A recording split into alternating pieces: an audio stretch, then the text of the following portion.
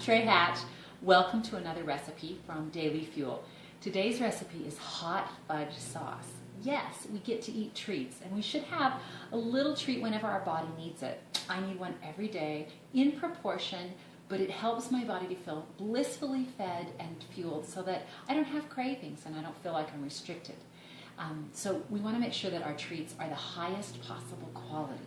That way we get our brains talking to our bodies saying, yes, Trey, 2 bites of hot fudge sauce and you feel like you have had a party in your mouth. So to get started on this, we have about 6 ounces of premium quality chocolate. And we need to chop it, and we start doing that by putting it on a board and cutting it at angles. When we do it this way, we get pieces that are rather uniform so that it melts quickly and you don't have to spend a lot of time stirring, and then you don't risk a lot of scorching because chocolate's rather delicate and it does scorch easily.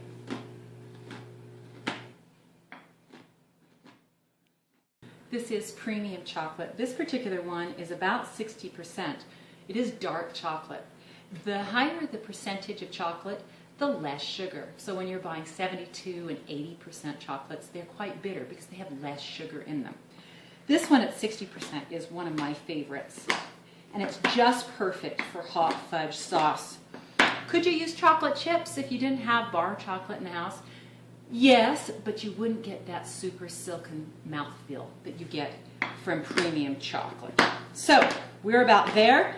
We have our chocolate just about chopped, and we're going to head over to the stove to start boiling our hot fudge sauce. Okay, so I'm using my very heavy pot. This is actually the bottom of a pressure cooker, and it's an old pot, but the thickness of the bottom helps to distribute heat so uniform that it's perfect for any kind of candy making or anytime I'm going to boil some sugars up. Because of these nice high sides, it has room to bubble up. So into my pot, I'm going to start with some dark brown sugar. It's going to go in. And some cocoa. So this recipe contains both the cocoa and the bar chocolate. A little salt to bring out the flavors. Some heavy cream. And again, if you're panicking, thinking about cream and sugar in your diet, a little bit every day helps us feel fed and helps us to communicate more clearly so we stay more connected to our bodies. So I'm melting down the brown sugar. As soon as the brown sugar is melted, in is going to go our chopped chocolate. We divided the full amount of chocolate into halves, and this half is going to go in now. The other half we're going to do afterward when the hot fudge comes off the stove. Our brown sugar is melted down, and so immediately in goes our chopped chocolate. We're going to let this melt down. The chocolate's just darn near melted already.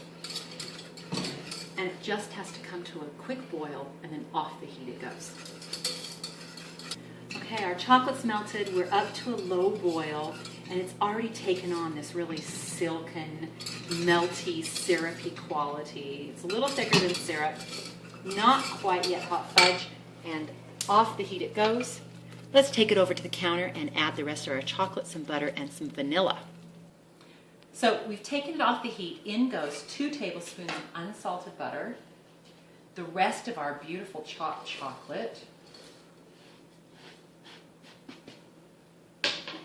stir that so that chocolate starts to melt. And it's almost there. In goes a teaspoon of vanilla. That's a teaspoon. We want to put the vanilla in at the very end so as to keep the maximum amount of vanilla flavor.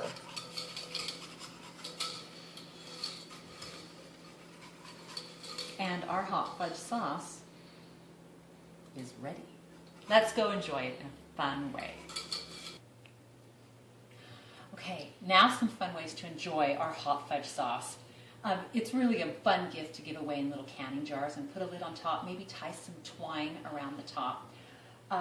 But in addition to the old-fashioned way of enjoying it over vanilla ice cream, my favorite thing to do when I don't really want the heavy butterfat of ice cream is to just have a couple of bites on a pretzel rod or on beautiful ripe pears, strawberries, pineapple, bananas, or even these grapes that I pulled right off my vine. These are champagne grapes.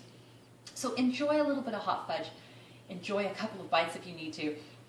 Just a secret, sometimes it doesn't even get heated back up again. Sometimes I put it in the fridge and eat it with a spoon with a touch of peanut butter. It's just the right amount of yumminess for when I need a little bit of a treat. So please find more recipes and more information at treyhatch.com. That's T as in terrific, R-E-S, hatch.com.